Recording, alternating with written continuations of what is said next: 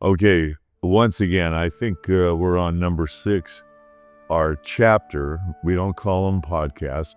According to my producer, Rain, we refer to them as chapters, which I actually like. So here's another chapter in our ongoing trying to sell to the world not only the idea of humor, why humor and comic sense are the most valuable assets we human beings have. And I'll start with someone because the title of today's show is Have I Offended You Lately? So, our intention, good humor is designed to offend millions. Great humor is designed to offend everybody. So the deeper intention of the show is I happily hope I can offend everyone. And I have a guest with me, Jimmy the Greek from last week. He came back because he just couldn't get enough, and he loves offending people like I do with the proper intention, which of course is we actually love people despite what we know about them. So I'll give you a couple George Carlin quotes just to get us rolling so you can see this thing about offending people.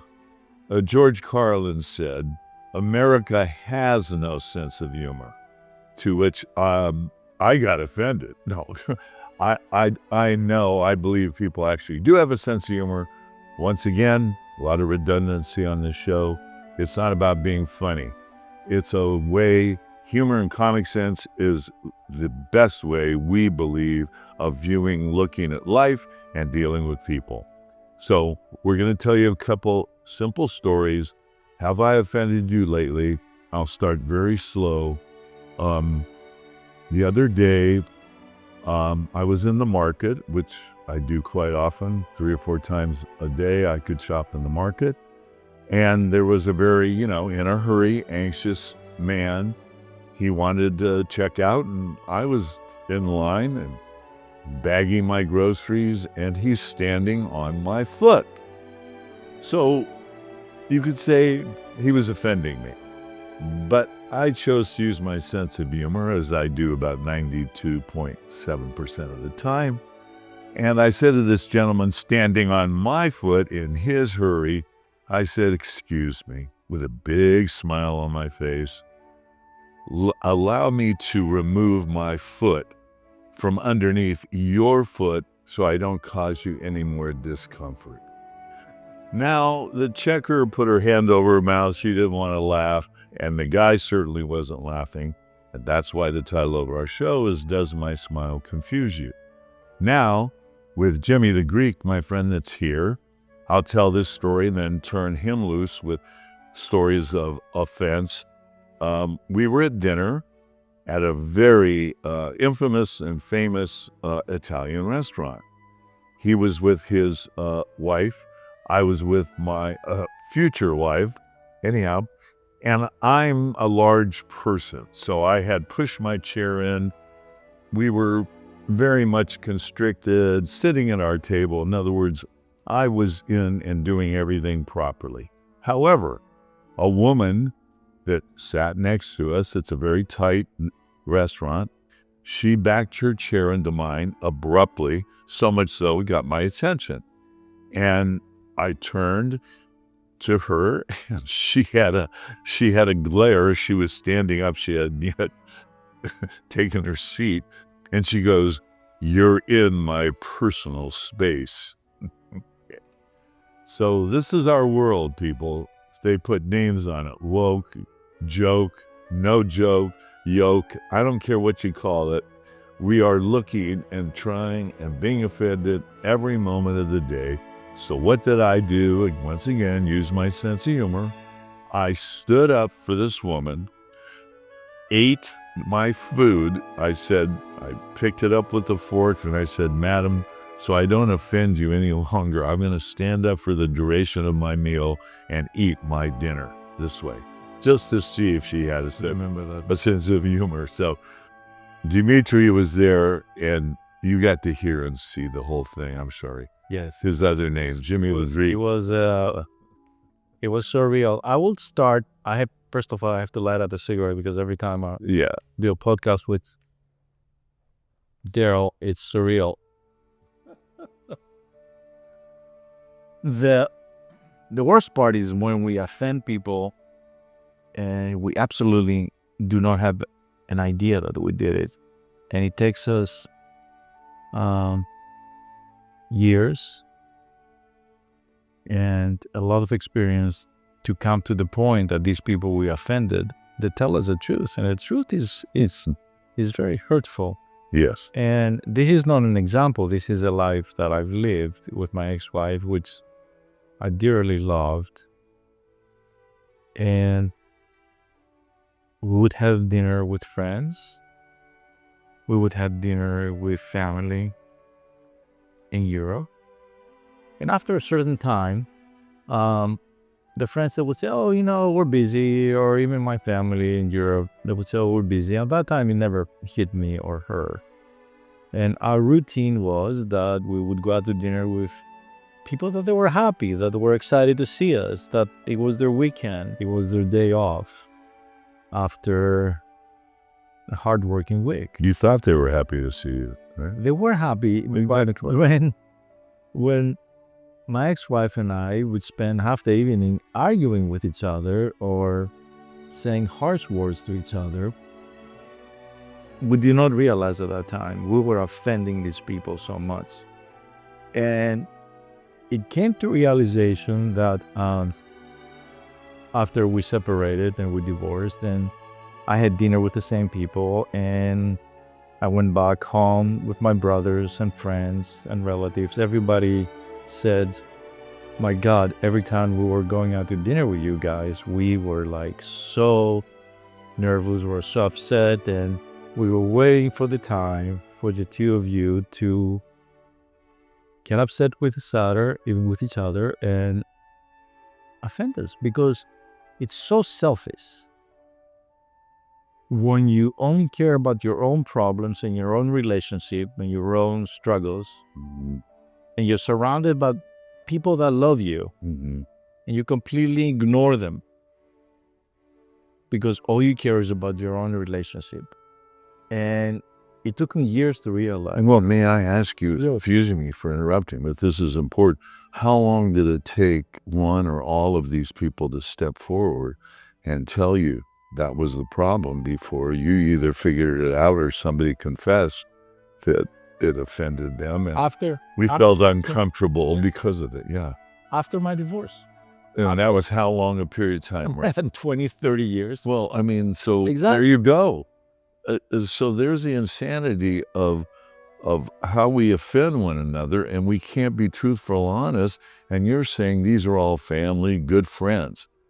This is so wrong. This is why we have to be able to tell the truth to one another. We have to find a way to be able to better communicate.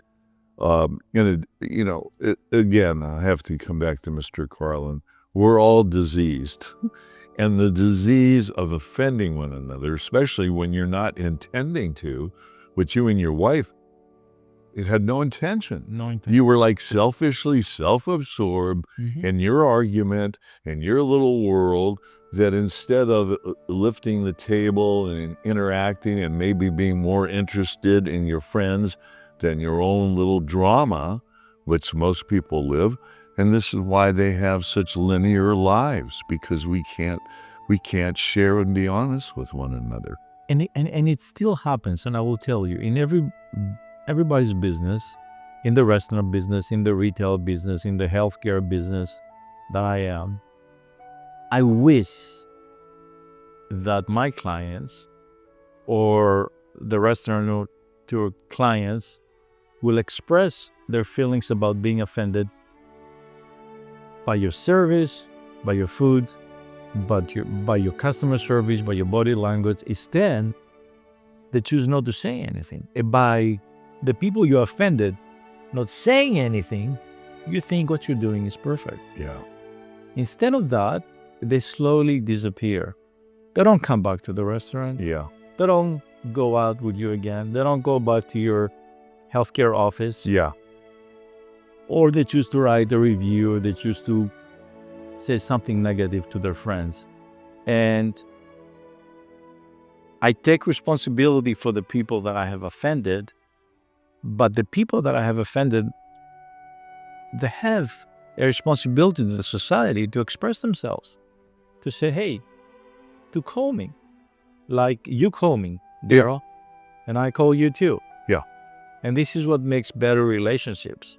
When people go into silence, or decide to go on revenge, or they disappear, is this a responsible response?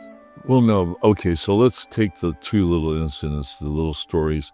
I found a way of humorously dealing with potentially a stupid situation, okay, where somebody's offended. I could be offended because somebody's standing on my foot. I offended the lady not even knowing, just by my presence, because she was angry. She wanted to look for confrontation. Yes. She was offended. And what happened, as you remember, at the end of the evening, we ended up being Loves and friends. Everybody was we were all laughing because it turned out she lost her home in the Palisades. She heard me say this, say that. She actually got the joke of me standing up, eating my meal for a couple minutes to make my point. So let's get back to your story.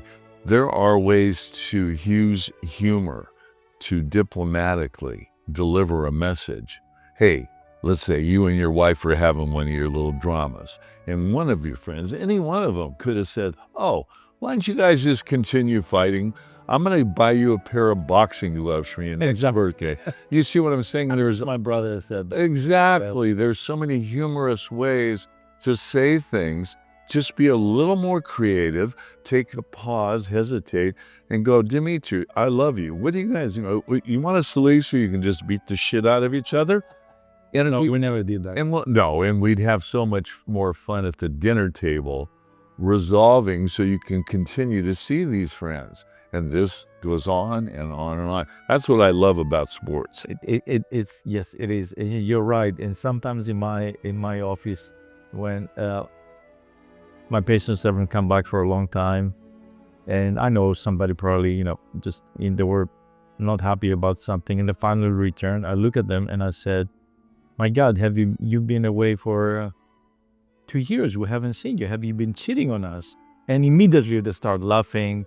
And you just break the ice, because nobody wants to admit their faults or confront people, which is sometimes good and it's sometimes bad. But the reality is, and this is another arena that I want to get, it doesn't matter what you do as a human being. You can probably offend 50-60% of the people. Well, you can do it all day long. And without even knowing most. Without it, could half the time knowing it. So it's as you said, it's about the sense of humor. Most of us, the offenders and the people that were offended, have to just see the humor, see the lightness. Well, Love.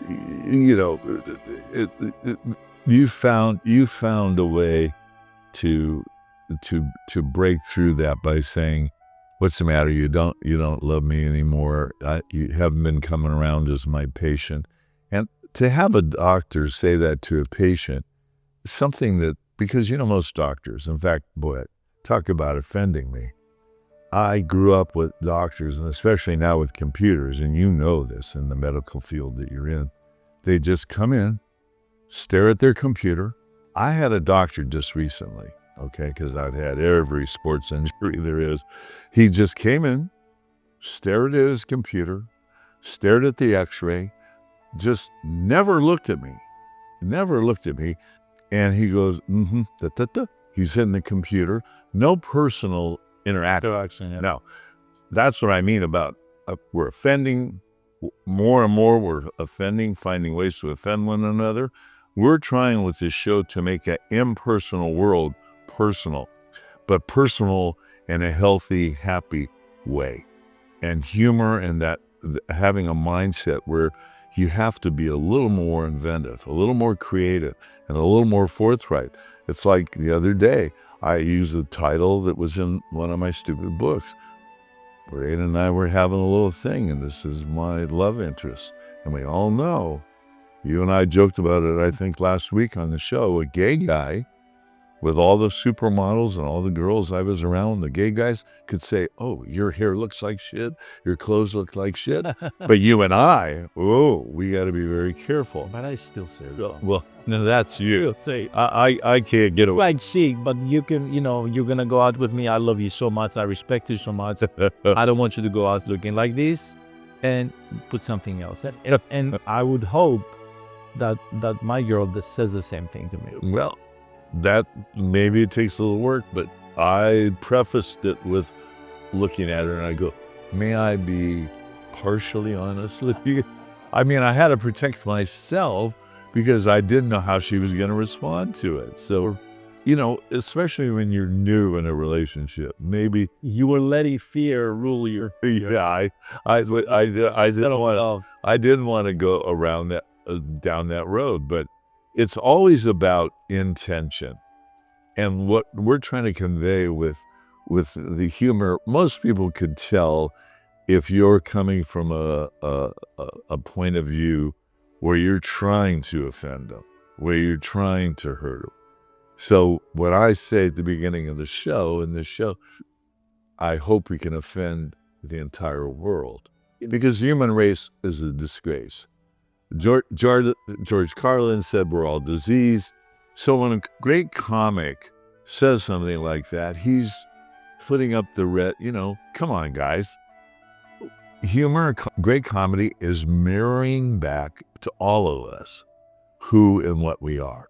And there is no greater thing we have than comedy to mirror back and look at ourselves. You can take great movies and see maybe a character that said, wait a second, I do that. Remember, take Mike Myers. I'll tell you a funny story. Mike Myers. Okay, I was offended when I was very young because a girl refused me 3 times on a date. And when you're young at 16, 17, It breaks your heart. oh my God, rejection. Humor is the best for rejection because life is nothing but rejection. In fact, you wouldn't look at me or believe it, but nobody believes me, but it's true. I'm the most rejected person in the world because daring, caring, sharing, I take risks. Therefore, what am I going to get? Rejection. And this girl rejected me, and here's the reason why. I asked her out 3 times. Well, it turned out I took it personally. You were too tall, too big. I can't believe you said that. That's another story, because we were going to go to the prom, but she's so short, I'm so tall, she felt uncomfortable dancing. So she rejected me. But let's get back to the other story. So 3 times I asked this girl out. She was the hottest girl I thought in the school. And I asked her out 3 times. I didn't find out. It took 8 months. 8 months later, a girlfriend of hers, I said, why wouldn't, let's say her name's Jill, why wouldn't Jill go out with me? But she said, Daryl, she whispered. She actually whispered and the girl wasn't around. She goes, Daryl, she had a pimple on her nose. Oh my God. Something that small was eating me alive for 8 months. I felt rejection. I took it personally. And it was on her. Exactly. And how about Mike Myers? Remember the great thing? The guy has a mole in one of his movies. He said, whatever you do now, you're going to meet this guy. Don't look. It's like telling them, look at the fucking ball. Exactly. So which brings me to my point. And this is a gift that very few human beings have. Right. So when you interact with somebody for the first time, if you are, and I don't want to use the word sensitive, if you've been out there and you're meeting up people, you can sense somebody's either insecurity or troubles or even mental disease, because when we interact with people that we don't know that well, or we do, they might have a bad day, they might have a broken marriage, They might have a health problem. That's empathy. That's My- compassion. And once we realize, That's beautiful. it took me a few years to realize it at my business. And my employees and the other doctors would get upset, and I would say, please don't say anything. And they would say, why? I said, you don't know what kind of burden this person carries on their back. And we might be the last straw. If you are rude to them, or if you're not compassionate to them, they're going to blow up on you. Yeah. And you don't take this the wrong way. You don't talk back. You say, I am so sorry you feel this way. Were you talking to other doctors at the time? Yes. That was wonderful. Because you have a dozen doctors that work underneath you. Yeah. Doctors and students that I teach, and they have no chairside manner. It's like you need, before you speak to somebody, you look at them, you look at their demeanor, you look at their eyes, you look at their mannerism, and you know if they have anxiety. You can tell. We're not stupid. None of us are stupid. And you need to respect their state of mind. You can't be irresponsible and say, I don't care how they feel. I don't care how their day was. I'm going to be who I am. So every time I meet a patient or a mother, or patient's mother or client, I say, how was your day? Yeah. How are things going? That's something personal. And then right there, their answer will tell you. Yeah. And then you adjust your behavior. Yeah. You adjust your response to them. Because that's what decent human beings. Well, what I like you're saying even deeper is the whole point of our show. From the time I was little, I was in so much pain for reasons we'll get into as the chapters of this unfold our podcast, which I refer to. But I looked into everybody's heart, soul, eyes, because again, what I love about laughing at oneself, comic sense, is taking oneself out of the equation. In other words, not my ego, not worried about me and how people are responding to me.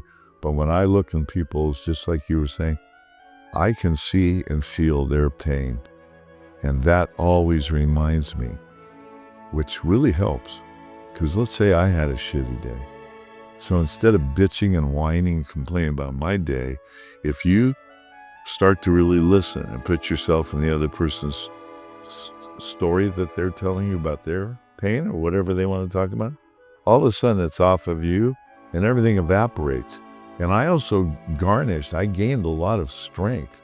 Most of my strength comes from that empathy, from that compassion, because I feel so good as a friend or just an acquaintance or anybody, just conversing, making somebody else feel a little better. And I've had, as you have, thousands of people say, God, you know, Daryl, you made me feel better. While I was feeling so shitty that all I really wanted to do was fucking unload, but I didn't. And that practice of getting into the other person, it's like great actors on a stage, okay? You could have the worst day, but if you're the lead actor, let's say you're the actor that has to lift up the rest of the team. You're the cow. I had to learn this in sports. You're going to have to bring up their game by taking yourself out of the equation. They say it's something as simple. All the best players usually come out in the first quarter, let's say basketball. They throw the ball around, even though they know they're the ones that can score, like Luka and all these players, that they come out and try and make their players get going, get loose, score a few points, get into the flow of things. It's the exact same analogy. And I did that in sports and I did it in life. And by doing that, your game lifts, your personal inside. You just feel so good that just all of a sudden you lose. What was I feel better about myself because I helped somebody. This whole show is about lifting your fellow man. I don't care what book you read, okay? Everybody goes, my God's better than your God, my book's better than your book. No, if that book doesn't say we're here to lift and help our fellow man, you're reading the wrong book. Absolutely. Okay. So. And I got to tell you, a few months ago, I had something happen to me, and I don't have to go public about it. And I was devastated. And I come back to work after a few weeks, and there's a family that I'm treating, and the father was he's brilliant. He's a brilliant young man. Yeah. And I get a little uptight and then all of a sudden, I asked him, I said, how are you doing? He says, I'm doing fantastic. I was diagnosed with a very rare tumor in my eye. Chance of survival is 5%, but I'm very optimistic. I felt like a crying baby or an ant. My troubles, my suffering, Yeah. all of a sudden, Yeah. I looked into my God and I said, I am so thankful. Yeah. And this young man, this courageous young man, Yeah. told me, I'm going to be around. I'm going to take care of my kids. And I'm very, very optimistic. I searched this. It's a very rare disease and blah, blah. So it's just, it's as I said, it's the way we see the world. And we always complain. Yeah. But a very good friend of mine who lives in Santa Barbara, who started from nothing, Yeah. talking about another James. When he met me years ago and we started playing tennis, he was very respectful. And I said, why are you so respectful to me? You're a billionaire. He says, yes, but I never went to school. I said, no, that doesn't mean anything. And he says, let me give you an advice. I said, what is it? He says, there's always going to be people that make more money than you, that had bigger houses, prettier wives. But the most important thing is to feel how fortunate you are to have your own health. Yeah. And last time I saw him was a year ago. And he's absolutely right. And as human beings, we forget what's happening around us in the rest of the world. We get so involved with there are pitiful things. We end up offending our friends, our family, Yeah. our clients, Yeah. for absolutely no reason. Well, I spent months in Cuba, and is exactly what you're talking about. I've never been around happier people. You go to some of these countries and you see people that are making $2 a day, $5 a day. I'm so happy. All they're doing is dancing, jumping in the ocean, smiling. Yes. It's It's like being back home in Greece. Yeah. it's just, America and all this stuff. When America says, George Carlin says we have no sense of humor, we're all diseased. The reason I reference all those people, and now I'm going to, if you don't mind, I'm going to go. You don't know this because we didn't plan this, Go for it. but I'm going to cut to the quick. Okay, bad timing. Our little lady friends came in here, but that's all right. We're going to continue. So here's where we're going into dark water, but this is very dark water. How ironic. Dick Gregory was another. Do you remember the name Dick Gregory? Okay, he was a comic that was around, and one of the many books I bought several copies and gave to my friends. The title of the book. So everybody, here's my disclaimer. If what I'm about to say offends you, that's not our intention. I have to make this verbal. With me, but nothing you can say to offend me. No, if I offend our people listening, Unless you offend the ones I love. no, That's the only thing. no. Well, I'll continue. Anyhow, this is not to be offensive because I'm using a title of a book. Okay. Dick Gregory. I think it was the 60s when he wrote it, but my book's burned in the fire, right? So I don't have it in front of me. The title of it is Nigger. It's called Nigger, and when you open the inside cover, he wrote, "Dear Mom, the next time you hear the word, they're advertising my book."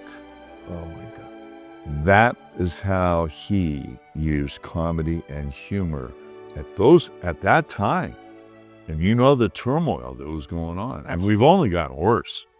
We're not this black-white world, all this insane. It's okay. Now, here's a great story about me. You're going to love this. My dad came from Boston. We're all immigrants. My dad comes from Boston. He had to join a gang to survive. Went to school only until the age of 12. he comes here, he gave me boxing lessons. And because I was such a good athlete, I learned really quick and fast. And like you said earlier, a different story. He said, son, I'm only going to tell you one thing. Always remember this. There's always someone tougher. Oh, absolutely. And I never forgot that. I never forgot that.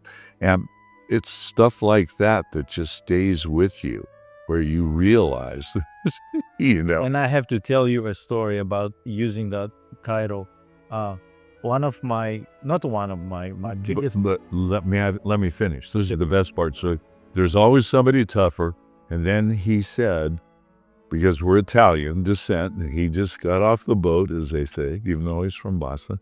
He said, after he told me that, he said, if someone calls you a wop, punch him in the nose. Don't even hesitate. So guess who the first person that called me a wop? Who? My best friend. Because it was in a moment of sports and the whole thing. No, because I didn't know what wop meant. Dad didn't explain it to me. You got to teach children how to hate. You got to divide. So he said, just punch him. So I grabbed him. I said, Billy, or whatever his name is. I said, you call me a wop? I'm supposed to punch you in the nose. And I said, why'd you call me a wop? He goes, I don't know. My dad said the wops moved down the block and you're my friend. And he said, you can, if you ever want to get even or hurt him or something, call him a wop. Name calling. You got to teach. Cursing. We were not allowed to curse in my house. It's a good thing. You know, well, exactly. Because that offends people. So we're talking about offending people. So I told everybody as I was growing up, when I started to finally swearing and cursing, I said, well, I had to go to school to learn how to cuss. Absolutely. But that's it. That's the joke. It is a joke. And I have to tell you, my experience when I came to the States and I interviewed for the university to get my specialty, I interviewed with the greatest African-American man who was a professor, which I respected and became a friend. I just had an interview and his question was, is that a yeah or no? I said, what do you mean? He says, you want to come to the university or not? I said, absolutely. And I said, I haven't even filled an application. He says, don't worry about it. We've talked to your professors back home. So this man sponsored me, went to battle for me, taught me every single thing I know, gave me a scholarship, and I respected him so much. And then after that, I got a job for an all-American guy through the university. And he would use race. I would see a lot of patients. At the end of the day, he would say, well, you know, your accent is this and your accent is that. And I looked the other way because I had survived. Yeah. You know, I had a family that survived. Yeah. And the funniest thing was a lot of the patients, a lot of the kids in high school, they would say, Horace Greece, is Greece a third world country? And I really wanted to kill them. But I said, no, honey, Greece is in Europe. You know how Europe is? And it's not a third world country. So we're talking about being offended, but not offending them, looking the other way. Right. Because they did not mean anything bad about it. They had no education from the... Yeah. Yeah. Well, you know, my best friend in the last 10 years of his life was Wilt Chamberlain. Now, a lot of people don't know, and it's tragic. The marathon man. 26 years since he's been gone. And now, even though in contemporary basketball, they said that he may be, if not the strongest athlete in basketball, one of the strongest athletes ever. And just for our audience that wouldn't even know who Wilt Chamberlain is, he was 7'1", 325 pounds. And we would talk about these things because he grew up kind of a farm boy, one of 7 or 8 kids. He lost a brother or two very young. And because being 7'1" and black at the time, sure, what made all the difference, he was famous. But it's the same thing. Bill Russell, even though he played for Boston, which was kind of white, dominated, Bill Russell had a hard time adjusting. And so Wilt and I would talk about this, and Wilt and I would be out as a black man, an Italian, which is all BS. We'd be out as guys, and we'd be sitting with, and we start having these conversations with people. They're drinking, having a good time. And somebody said, oh, well, no, I hate, let's say he said, I hate Italians. And I go, oh, well, I'm Italian. And he says, I said, do you hate me? He said, no. I said, well, let me ask you something. Have you ever gone out and had fun with an Italian? It's pretty hard to hate all Italians. Have you ever been with him? Or an Irish or an Asian or whatever it is you want to hate. Have you ever gone out, interacted with them? It's pretty hard. That's what I love about different people living in different cultures. Diversity is the spice of life. And here it's where the reality comes in. Living in the United States, we live in a different world. Yes. We don't know what's happening in the rest of the earth. Okay, That's so sad. of course, like there was a big event, big climate event in Sicily, in Taormina, and in Malta. The whole coast was just Wiped out. they had 30-foot waves. Jeez. Okay, Yeah.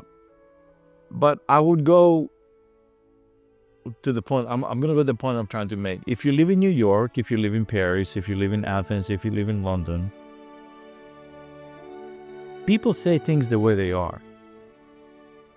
If you say something stupid, in Greek still saying malak, everybody knows malak. Get called out. Like, what are you talking about? And you don't say it out of disrespect, you say it out of love.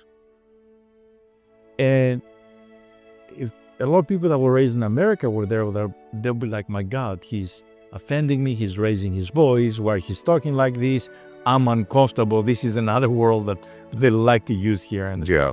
I am so uncomfortable. Well, get comfortable, move on with your life. Yeah. People don't get offended that often in Europe because they are used to say to each other the truth. I don't like what you said. I'm not too big. That's so beautiful. See, this is another thing about how right you are here.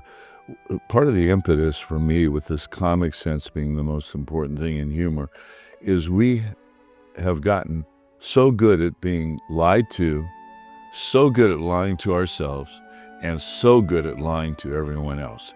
And remember, as competition increases, so will that. Yep. And that's what happens in life. So we're making people aware of something I think that is vital to humanity. I know it is. This show is not a joke, even though you and I are a joke. Be aware is like, it's about time to lighten up. It's about More humor. It's about And don't take things literal for, don't take things for the face value. Just laugh. I heard, what's his name? Stephen Fry, who's a man I love. I watch on podcasts. And he said, you know why angels can fly? Because they're light. And I mean, whether you believe in God or whether you're a full-blown atheist, okay? By the way, the atheists, the rabbis, the great theologians, whether it's an atheist or this, people with a sense of humor can be on either side of the fence, and they can be so close. Some of my best friends have had so many different thoughts, and I relish that. It's what I tell my girlfriend, and I'm sure this is going to be important to you. I love that Rain, our producer, my blind spots that she sees, I don't argue. I don't argue with her. I'm thankful she sees them. She's protecting me. I've always believed opposites attract for that reason. You're covering my back. Think of friends. You and me, we're different. I love this. He needs to say things the way they are. I can't see something that you can see. Yeah, it's like driving down the street. I can't see this, and other people, don't tell me how to drive.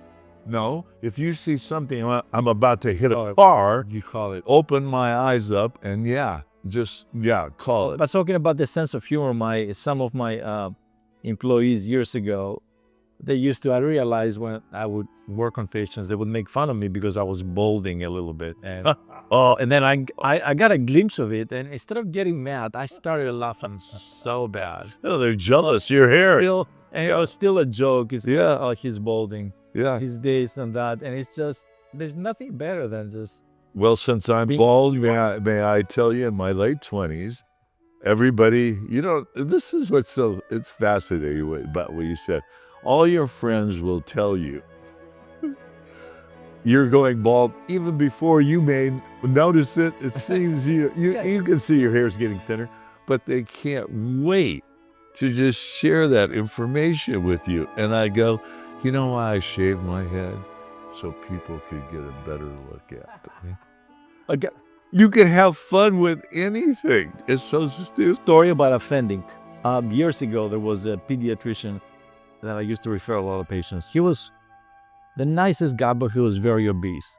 And then we were sharing patients, and some of his patients come in and she says, doctor, this and that, he's telling us that our kids need to lose weight and they need to get in a better shape and they need to improve their nutrition. But it's hard for us to listen to him because the guy is so obese. So he was literally offending them by saying this. Okay, you're not perfect, you're not healthy. It's like going to a dentist Yeah, who has horrible teeth. right. And your dentist is looking at you and saying, you need this and that. We need to improve your smile, your aesthetic thing, your this and that. And you're like, are you kidding me? Look at yourself in the mirror. Or you're looking, there's nothing worse the way, and it's not judging people. You go to a professional and you look the way he dresses up and you see holes in his pants. Not fashion holes in his pants. Or the shoes that he wears, and you're like, okay, Yeah. is he successful? Does he have enough patience? He does not respect himself. He does not take care of his hair, of his teeth, of that. And then I'm judging, but he's offending me because I rely on him for his advice, his professional advice. And I look at a man that doesn't take care of himself, and I'm thinking, shit, if he doesn't take care of himself, is he going to take care of me at the end? Yeah. Well, I'm going to finish with this because we have to go and take our girls to dinner. But you brought up judgmental. There was a stupid expression that came down the pike about 20 years ago, I think. Don't be judgmental. Again, it was the beginning of the woke and all the bullshit. Judgmental, every batting of an eyelash is a judgment. If I'm sitting and you say something that emotionally gets me going, you're going to see a response unless I'm dead, like the walking dead that are walking around completely devoid of emotions, because that's what we're doing. We're making people automatons. We're already robots. You don't have to wait for AI. People will don't be judgmental. That's the silliest thing I've ever heard. Everything is a judgment. It's like you said, how you express it. This is why we have this buffer, humor, comic sense, a playful attitude to help us interact and communicate. It's all about communication, and we're horrible at it. And I'll tell you, don't be judgmental. My mom and dad, my mom especially, okay, this is how we'll wrap it up. She was the most judgmental, emotional, off-the-chart mother you could ever have. I'm sorry about that. Exactly. I'm sorry. But it enlightening me because I go, Mom, I mean, I'd bring a friend in, like you said. I bring my John, who was a football player and the whole thing, and she hadn't seen him in 6 months. He'd sit at the dinner table happily because my mom was the best cook. One of the benefits, one of the reasons I did love my mom. And he wasn't there 2 minutes, and my mom goes, wow, Billy, you gained a lot of weight. I'm going to guess that. That was the opening. And I go, yeah, Mom, you got anything else? You like his shoes? Anyone nicer you want to see? I mean, so there it is. So does my smile confuse you? Sometimes a person is smiling. You never know why we're smiling. Does my smile confuse you? We use that title because you need to delve a little deeper, people, into your own heart and soul. You have a sense of humor. Remember, pressure's off. It's not about telling jokes. You're the joke. Always remember that. You're your own worst enemy. as I discovered very young, I was my own worst enemy. Not my mother, not my father, not for my brother, not for anybody else I'm ever going to meet in We life. make our own bed. Me. Because we're also selling. The flip side of a sense of humor and comic sense is be your own hero. That's the show. And as Rand always says, we sign off with keep the change. Thank you. Thank you.